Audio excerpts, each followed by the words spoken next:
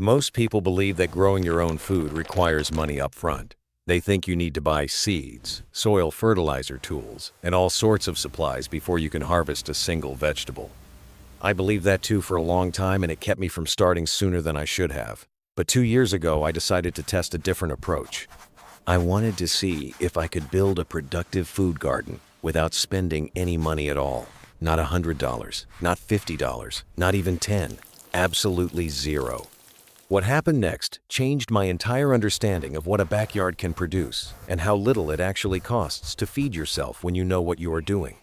The first thing I realized was that money is not the barrier most people think it is. The real barrier is knowledge. Once you understand how plants grow and how soil works, you start to see resources everywhere that other people overlook. Seeds are free if you know where to find them. Soil amendments are free if you know what to collect. Even tools can be improvised from materials that would otherwise end up in the trash. The gardening industry wants you to believe that you need their products, but nature has been growing food for millions of years without a single trip to the garden center. I started my $0 garden by collecting seeds from vegetables I was already eating. Every time I cut open a tomato, I saved the seeds. Every pepper had dozens of seeds inside that would otherwise go into the garbage. Squash, cucumbers, and melons were gold mines of planting material that cost me nothing because I was already buying them for food. I let a few of those seeds dry on a paper towel and stored them in envelopes until spring. When planting time came, I had more seeds than I could possibly use, and I had not spent a penny to get them. The next challenge was soil.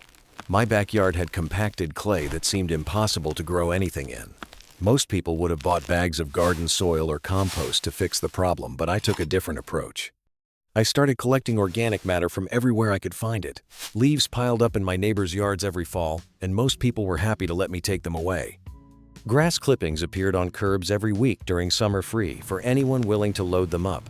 Coffee grounds were available by the bucket at local coffee shops who would otherwise throw them away. I gathered all of these materials and piled them directly onto my planting area. Within a few months, the pile had broken down into rich, dark soil that plants loved. The technique I used is sometimes called sheet mulching or lasagna gardening, and it costs nothing when you use materials that other people consider waste. I laid down cardboard from boxes I had saved from deliveries. On top of that, I piled leaves, grass clippings, kitchen scraps, and anything else that was once alive. The layers decomposed over time and created a growing medium that was better than anything I could have bought in a bag.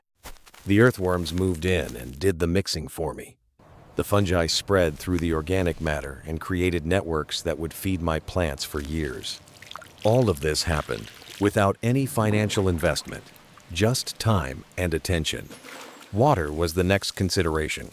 Municipal water costs money, and I did not want to run up my utility bill irrigating a garden. So I started collecting rainwater using containers I found for free. Old buckets with small cracks that people were throwing away worked perfectly for catching water from my roof downspouts.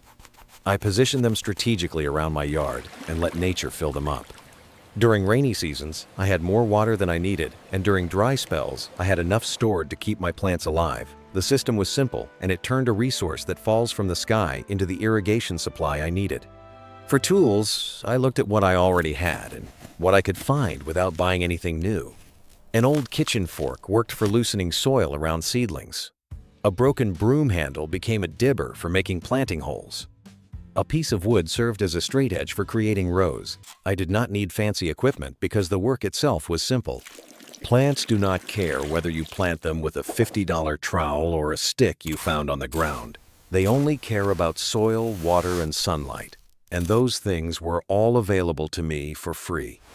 The results of that first season exceeded every expectation I had. My $0 garden produced tomatoes, peppers, squash, beans, cucumbers, lettuce, kale, and a variety of herbs. The harvest was not just enough to supplement our meals, it was enough to replace most of our vegetable purchases entirely. I stopped buying salad greens because I had more lettuce and spinach than we could eat. I stopped buying tomatoes because my plants produced dozens of pounds throughout the summer. The grocery savings were immediate and significant, and they continued month after month as long as the garden kept producing. What really changed my perspective was realizing that this system improves over time without additional investment. The soil I built in year 1 became even better in year 2 because I kept adding organic matter and the biology kept multiplying. The seeds I saved from my best plants adapted to my specific growing conditions and performed better than anything I could have purchased. The water collection system expanded as I found more free containers. Every element of the garden strengthened itself through natural processes that required only my participation, not my money. I also discovered that a $0 garden forces you to become a better gardener. When you cannot buy your way out of problems, you have to learn how to prevent them. I studied companion planting to reduce pest pressure naturally. I learned which plants fix nitrogen in the soil so I could build fertility without buying amendments. I figured out how to extend my season using free materials like old windows propped over beds to create cold frames. Every challenge became an opportunity to develop skills that made the system more productive and more resilient. The food I grow now tastes better than anything I ever bought at a store. There is a freshness and depth of flavor that comes from eating vegetables within hours of harvest that you simply cannot replicate with produce that traveled thousands of miles to reach your plate. My family notices the difference, and they eat more vegetables now because they actually enjoy them. That health benefit alone would be worth the effort, but combined with the financial savings, it becomes a transformation that touches every part of our lives. People often ask me how much time this system requires. The honest answer is that it takes less time than you might expect, especially once the initial setup is complete. I spend about 20 minutes per day, on average, during the growing season, and much of that time is harvesting, not laboring. The soil builds itself. The seeds plant themselves with minimal help. The rain waters the garden more often than I do. My job is mostly to observe, make small adjustments, and collect the abundance that nature produces. That feels less like work and more like participation in something larger than myself. The $0 approach also changed how I think about waste. I no longer see kitchen scraps as garbage. I see them as the raw materials for next season's fertility. I no longer see fallen leaves as a nuisance. I see them as free mulch that will protect my soil and feed my plants. I no longer see broken containers as trash. I see them as water collection vessels waiting to be repurposed. This shift in perspective has reduced my household waste dramatically, while simultaneously increasing my food production. The two benefits reinforce each other in a cycle that keeps improving. I want to be honest about the learning curve. My first season was not perfect, and I made mistakes that cost me some harvests. Seeds I saved improperly failed to germinate. Soil I built too quickly did not break down in time for planting. Water I collected grew algae because I did not cover the containers. But each mistake taught me something valuable, and by the second year, I had corrected most of my errors. The system works, but it requires patience and willingness to learn from failure. The financial freedom that comes from not needing to buy food is difficult to describe until you experience it. Grocery prices keep rising, and most people feel helpless against that inflation. But when your backyard produces a significant portion of what you eat, those price increases matter less. You become insulated from supply chain disruptions and market fluctuations. You gain a security that money in the bank cannot provide, because you have the knowledge and the system to feed yourself, regardless of what happens in the wider economy. This is not about rejecting modern life or becoming completely self-sufficient. I still buy things I cannot grow, like grains and dairy. But the vegetables and herbs that used to consume a large portion of my grocery budget now come from my backyard at zero cost. That shift freed up money for other priorities and gave me a sense of capability that has spread into other areas of my life.